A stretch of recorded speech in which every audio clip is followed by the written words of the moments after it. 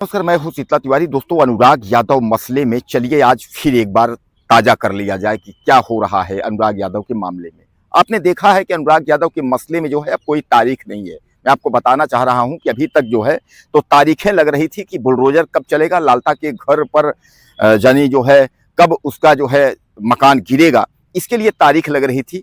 1 साल तक तो तहसीलदार कोर्ट में तारीख लगी, उसके बाद जो है जिलाधिकारी यानी जो है जौनपुर कि यहाँ तारीखें लग रही थी।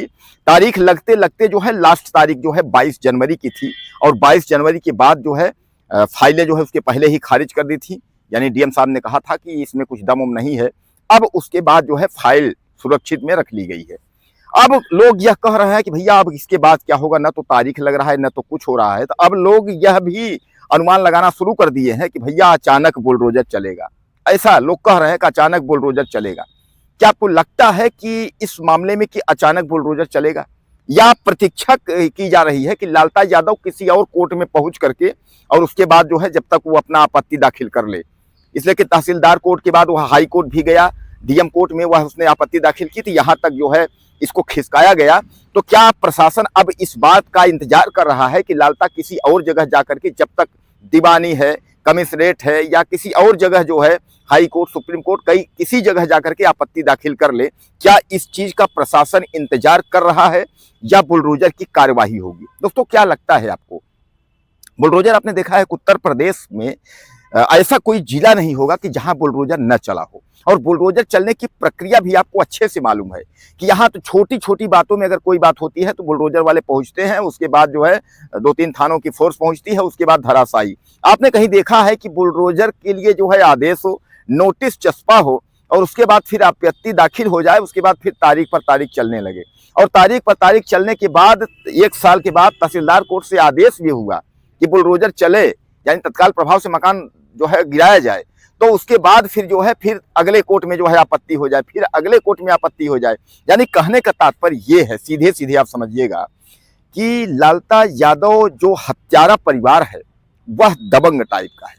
और उसके ऊपर चाहे आप मान के चलिए सत्ता का जो है हाथ है, चाहे उसके ऊपर आप जो है आप समझ लीजिए वह खुद अपने आप में दबंग है। क्योंकि जब वह जेल में था तब बुलडोजर नहीं चला, अब जेल से वह बाहर है तो वह भी तो दौड़ धूप कर रहा है, तब बुलडोजर कहाँ से चलेगा? और सबसे बड़ी बात यह है कि वह दबंग है, यानी उसके पास पैसे हैं। इधर क्या है कि अनुराग यादव का जो परिवार है वह गरीब है, किसी तरीके से जो है वह गुजारा कर रहा है। बच्चे हैं छोटे छोटे, पढ़ाई कर रहे थे। अनुराग के पिता रामजीत यादव दूध बेच करके या आने पहने जो है प्रकार मतलब किसी भी तरीके से जो है अपना गृहस्थी खर्च जो है चला रहे थे। और यह बात जो है लालता यादव अच्छे तरीके से जान रहा था, क्योंकि वह अनुराग यादव के पिता से 40 साल से वह मुकदमा लड़ रहा था, तो वह पावर जान रहा था।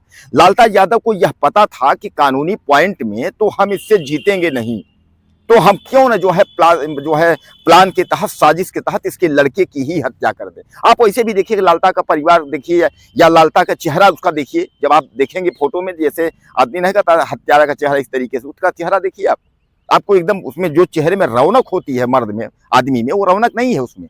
क्योंकि ये जो है दोस्तों बाल हत्या जो होती है ना, वह आपके सर पर चढ़कर चिल्लाएगी। आप यह नोट कर लीजिए, जो बाल हत्या होती है वह सबसे बड़ा पाप होता है। और यही चीज जो है लालता ने किया है। कारण यह है कि अब अनुराग यादव के पिता के पास जो है कुछ भी नहीं बचा है, यानी उनके पास कुछ नहीं है, पैसे वैसे तो है भी नहीं और उनके पास जन भी नहीं है। अब उनके पास क्या है, एक है भगवान। अब वह जो है सुबह शाम जो है भगवान भगवान कर रहे हैं कि अब वही है, ईश्वर हैं। और आप समझ लीजिए कि ईश्वर हैं, और ईश्वर जिस दिन जो है सुनवाई कर देगा तो उस दिन आप समझ लीजिए कि कोई ताकत आपको नहीं रोक सकती। अगर जिस दिन ईश्वर का जो है फाइल अगर उसने आपकी अगर चेक कर ली, उसने अगर कानूनी कार्यवाही अगर कर दी, भगवान ने कर दी, तो आप समझ लीजिए कि उसके बाद जो है कोई माई का लाल जो है आपको बचा नहीं सकता है। और फिर आपको जो है सीधे आप अच्छे खासे घर से आप जा रहे हैं, ठीक ठाक आप खाना पीना खा जा रहे हैं, और जैसे आप वहां पहुंचे यानी सड़क पे पहुंचे, वैसे कोई ट्रक आया या कुछ आया आपके ऊपर चढ़ गया। आप गाड़ी से जा रहे हैं, पता चला गाड़ी आपकी एक्सीडेंट हो गई, कहीं कुछ मतलब। यानी कहने का तात्पर्य यह है कि ऊपर वाला जब जिस वक्त आपको चाहेगा उस वक्त जो है आपकी फाइल खत्म कर देगा। तो अब जो है उस व्यक्ति के पास कोई विकल्प बचा नहीं है, उसके पास केवल यही जो है कि भगवान राम, ईश्वर, भोलेनाथ और दुर्गा, यही हैं अब उनके पास जो है, क्योंकि आपने स्थानीय प्रशासन को अच्छे से देख लिया कि स्थानीय प्रशासन जो है कितनी मदद कर रही है और क्या कर रही है।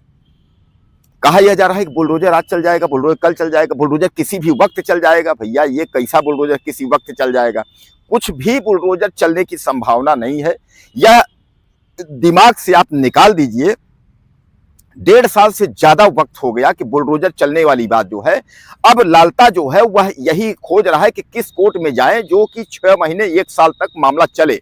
और धीरे धीरे करके कितने दिन अनुराग यादव के पिता रामजीत लड़ेंगे? धीरे धीरे करके मामले जो है पुराने हो जाएंगे। आप याद करिए कि जब अनुराग यादव की हत्या हुई थी तो कितनी मीडिया थी, सारे मीडिया सारे पत्रकार जो है दिखाते थे।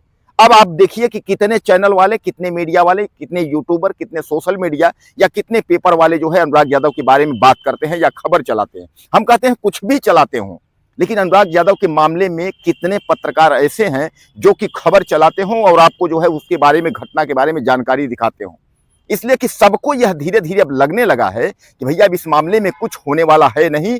लालता परिवार के ऊपर जो है वह सीधे सीधे सत्ता का हाथ है और सत्ता नहीं चाहेगी तो बुलडोजर नहीं चलेगा। यह सब लोग धीरे धीरे करके जो है जान रहे हैं। आपसे कोई कहेगा नहीं, लेकिन जान सब रहे हैं। हाँ, यह जरूर है कि अनुराग यादव मामले में जब कोई नई अपडेट आती है तो जो भी हमारे मीडिया कर्मी हैं, जो पत्रकार भाई हैं, वह आप तक पहुंचाने की कोशिश करते हैं। तो दोस्तों कुल मिलाकर के जो है अब 22 जनवरी के बाद कोई तारीख जो है अनुराग यादव मसले में नहीं लगी है। फाइल जो भी सुरक्षित है, फाइल डीएम साहब के पास सुरक्षित है। डीएम साहब यानी जिलाधिकारी जौनपुर क्या करते हैं, अब यह वक्त तय करेगा कि डीएम साहब कुछ करते हैं कि उसके पहले ही फिर कहीं आपत्ति दाखिल होकर के और किसी कोर्ट में जो है फिर नई तारीख आ जाती है। तो आप मुझे कमेंट करिएगा, ज़्यादा से ज़्यादा बताइएगा इस मामले में क्या हो सकता है। अपनी राय मुझे आप ज़्यादा से ज़्यादा साझा करिएगा। अगले वीडियो में फिर मिलते हैं। नमस्कार।